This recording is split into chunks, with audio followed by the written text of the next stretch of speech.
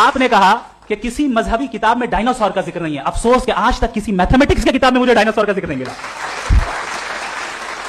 تو اس کا مطلب میتھمیٹکس کی کتاب بیکار ہے؟ نہیں, اس کا وہ ٹاپک نہیں ہے. ریویلیشن کا اور مذہبی کتابوں کا ٹاپک یہ نہیں ہے کہ آپ کو آ کے بتائیں سائیکل کیسے بناتے ہیں, یا آ کر یہ بتائیں کہ جو ہے ڈائناسور کب تھا. وہ تو مورالٹی سکھانے آیا ہے, گاڈ کے بارے میں بتانے آیا, نان فزیکل ریالٹی کی حقیقت کو سکھانے کے لیے آیا. ریلیجن سائنس کو روکتا ہے؟ نہیں روکتا. اگر روکتا ہے تو غلط کرتا ہے. ریلیجن سائنٹزم کو روکتا ہے, جس میں ہمارے جاوید صاحب مبتلا ہے.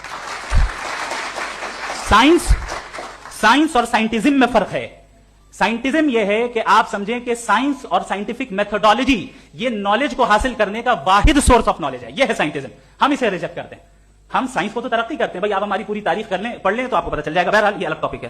اس کے بعد انہوں نے ایک لفظ کہا, ویٹیکن نے فتوا دیا. ویٹیکن کا فتوے سے کوئی تعلق نہیں ہے, دونوں کانٹراڈکٹری الفاظ ہیں. اس کے بعد انہوں نے کہا کہ بھائی ہمیں نہیں معلوم.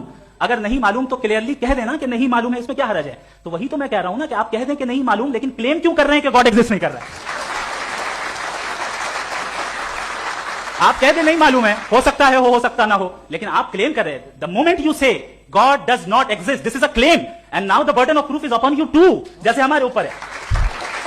اور کیوں ہے میں بتاتا ہوں, کیوں ہے یہ بھی میں بتاتا ہوں. فلسافیکلی جو کلیم ہوتا ہے نا, صرف یہ نہیں ہوتا کہ انسان کہے پازیٹو کلیم کرے اور نیگیٹو کلیم کرے تو برڈن آف پروف نہیں ہے. آپ مثال کے طور پہ میں کہوں کہ فلاں اس کمرے میں کوئی نہیں ہے, میں نے ایک نالج کا کلیم کیا ہے. اس کمرے میں کوئی نہیں ہے, میں نے ایک نالج کا کلیم کیا. یا تو میں کہوں مجھے نہیں پتا, ہو بھی سکتا ہے نہیں بھی ہو سکتا ہے, دس از ناٹ اے کلیم. لیکن جب میں کہہ رہا ہوں کہ وہاں کوئی نہیں ہے, یا میں کہہ رہا ہوں وہاں کوئی ہے, دونوں کلیم ہے اور دونوں کے اوپر برڈن آف پروف ہے. ہمارے اوپر بھی برڈن آف پروف ہے. میں نے کنٹینجنسی آرگومنٹ دیا, اسے توڑ کر دکھائی. آخری چیز, انہوں نے کہا کہ خدا دنیا بنانے سے پہلے 150 سال پہلے یا کروڑوں سال پہلے کیا کر رہا تھا. ارے حضرت, چلیں بہرحال میں جواب دے دیتا ہوں. آپ ہمارے ریسپیکٹڈ پرسنالٹی ہیں, اگر آپ نہیں ہوتے تو میں ایسے انٹرٹین ہی نہیں کرتا.